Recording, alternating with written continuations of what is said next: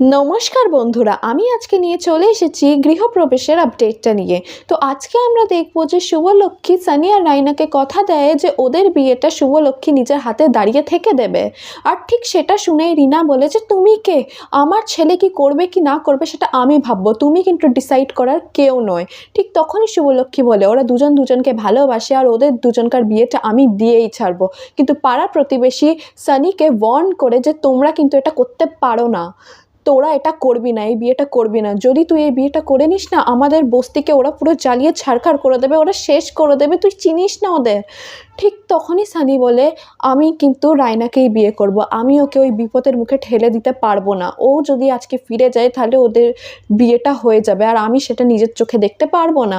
আর ঠিক তখনই পাড়ার প্রতিবেশীরা চলে যায় আর রিনা শুভলক্ষ্মীকে অভিশাপ দিয়ে বলে যে তোমারও কিন্তু কোনোদিন ভালো হবে না, এটা মিলিয়ে নেবে।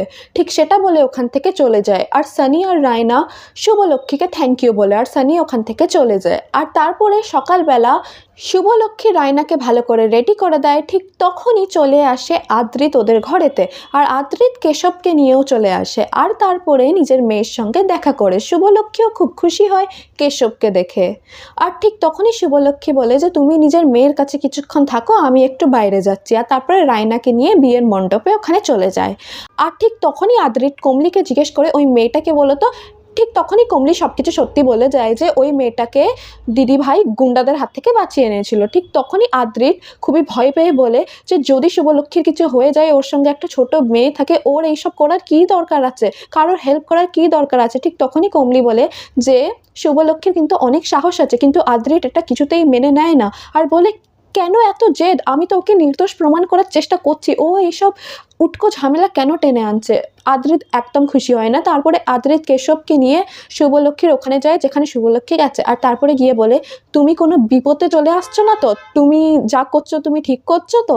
আর ঠিক তখনই শুভলক্ষ্মী বলে আমি যা করছি আমি ঠিক করছি, দুজন ভালোবাসার মানুষকে আমি মিলিয়ে দিচ্ছি আর ওদের বিয়ে দিচ্ছি, আমি যা করছি একদম ঠিক করছি, তুমি ভেবো না, আর তুমি যাও এখন কেশবকে নিয়ে। আর ওখানে আমরা দেখছি যে বিয়েরও সব তোড়জোড় হয়ে গেছে আর তারপরে রায়নাকে নিয়ে চলে আসে শুভলক্ষ্মী আর সানিয়ে ওখানে থাকে। আর তারপরে ওদের বিয়েটা যখনই শুরু হবে ঠিক তখনই কেউ ওখান থেকে পাথর ছুঁড়তে লেগে যায় আর তখন শুভলক্ষ্মী ঘুরে দেখে যে কে ওদের পাথর ছুঁড়ছে। তখন দেখে যে ওই গুন্ডাগুলো যাকে শুভলক্ষ্মী সেদিনকে মেরেছিল তারা এসেছে বিয়ে ভাঙতে। আর ঠিক তখনই রায়নার বাবা ওখানে এসে হাজির হয় আর ওই গুরুদেবও যার কথাতেই বিয়েটা দেয়া হচ্ছিল।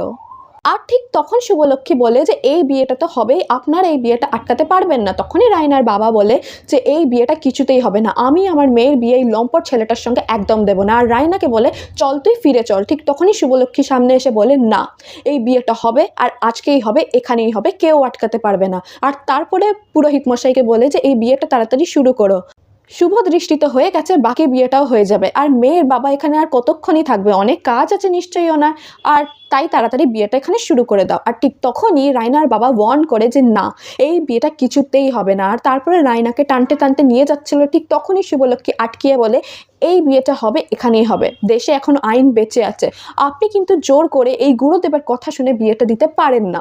তো এরই সঙ্গে শেষ হয়ে যায়। কি মনে হচ্ছে, শুভলক্ষ্মীকে রায়না আর সানির বিয়েটা দিতে পারবে নাকি আসবে কোনো বড় টুইস্ট? এই সব কমেন্ট সেকশনে লিখে বলবেন। দেখা হবে আবার কোনো নতুন এক আপডেটের সঙ্গে।